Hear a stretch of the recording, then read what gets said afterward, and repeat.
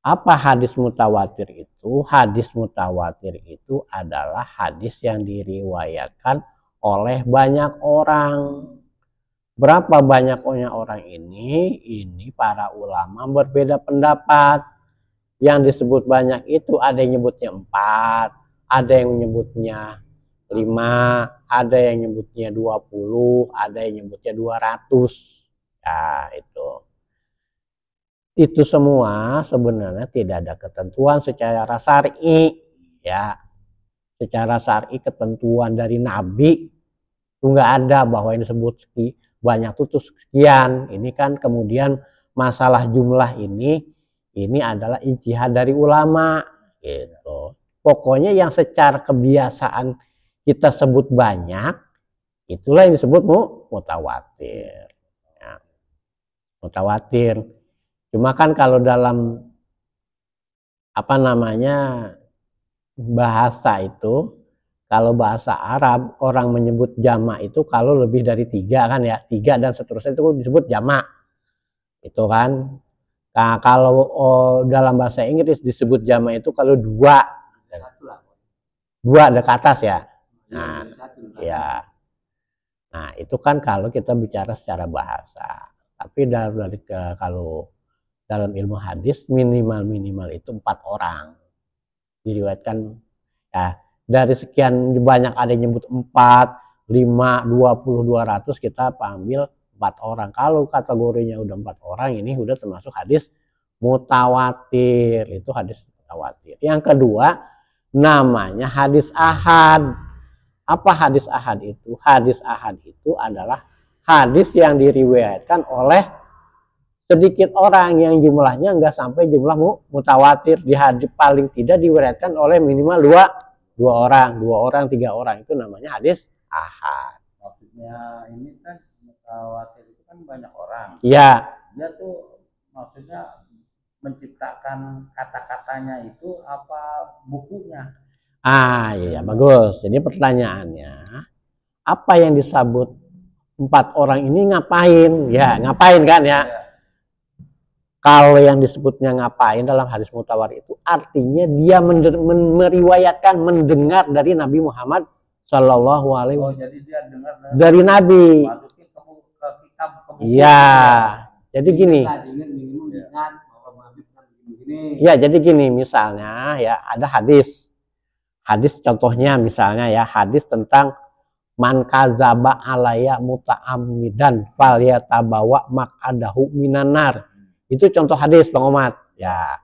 Ini adalah hadis mutawatir. Kenapa? Karena sahabat yang mendengar itu jumlahnya sampai ada yang bilang sampai 200 orang sahabat. Ada 200 Bang Omat sahabat yang mendengar hadis ini. Man kadzaba alayya muta'ammidan falyatabawa maq'adahu minan nar. Nah, sahabat yang 200 ini kemudian menceritakan kembali kepada generasi di bawahnya, yaitu tabi'in. Ya, tabi'in yang mendengarnya itu jumlahnya sama juga di bawah. Nah, di bawahnya tabi'in namanya kan tabi'ut tabi'in.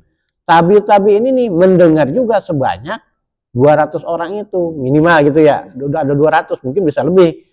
Kalau umpamanya udah ke bawahnya mungkin bisa jadi kurang, tapi yang jelas kira-kira jumlahnya segitu. Dan oleh penulis kitab hadis, nah, itu kemudian disalin oleh Bukhari dan Muslim. Hadis ini nih, oh si Anu meriwayatkan ini, dan ini ada 200, wow ini. Kemudian ditulislah hadis tersebut, man kadzaba alayya Muhammad. Jadi maksudnya 200 orang ini ngapain terhadap hadis itu? Mendengar dan menceritakan kembali hadis tersebut. Jadi bukan membikin ya Bang Omar. Nah, bukan membikin, tapi dia mendengar perkataan itu dari Nabi langsung. Ya kalau namanya sahabat kan mendengarnya langsung. Itu isinya omongan itu kayak begitu. Kelakuan sehari-hari lah gitu. Iya, jadi kalau tadi man kadzaba alaihi Muhammadan itu kan perkataan. Ya, perkataan yang diucapkan oleh Nabi dan didengar oleh ada 200 sahabat. 200 sahabat ini meriwayatkan kembali, menceritakan kembali kepada orang-orang di bawahnya. 204 orang. Enggak, kalau hadis man kadzaba alayya muta'ammidan itu ada 200 sahabat yang meriwayatkan. Mungkin ya yang mendengar itu lebih dari 200 karena Nabi menyampaikannya dalam majlis ilmu beliau. Misalnya waktu Nabi ya lagi khutbah gitu, lagi ceramah, lagi taklim. Mungkin jamaahnya lebih dari 200, 300, 400. Nah, cuma ya dari sekian ratus sahabat yang hadir ketika Nabi mengatakan man kadzaba alaihi Muhammad, ini 200 orang yang kemudian menceritakan kembali kepada yang lain. Ya, itu ya. Nah, kalau ya itu namanya hadis mutawatir. Hadis mutawatir ini karena yang menceritakannya, meriwayatkannya banyak orang, itu akhirnya menghasilkan pengetahuan yang pasti. Ya kan namanya kalau ada orang bilang begitu, ada 200 orang, informasi itu bohong atau enggak, Mas Goril? Udah bisa, itu namanya dia memberikan pengetahuan ilmu dzaruri. Udah pasti benar. Itu yang namanya ilmu dzaruri. Bukan ilmu nazar, ilmu daruri itu artinya kira-kira. Nah, sebalik itu hadis mutawatir.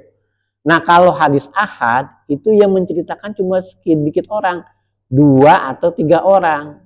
Kalau cuma 2 atau 3 orang, kita bakal yakin banget nggak Bang Omad? Kira-kira kalau cuma sedikit orang yang menceritakan, gitu. Kurang yakin. Itu namanya ilmu nazari. Ilmu yang kita kurang yakin kebenarannya namanya ilmu nazari. Tapi kalau ilmu yang kita yakin kebenarannya itu namanya ilmu dzaruri.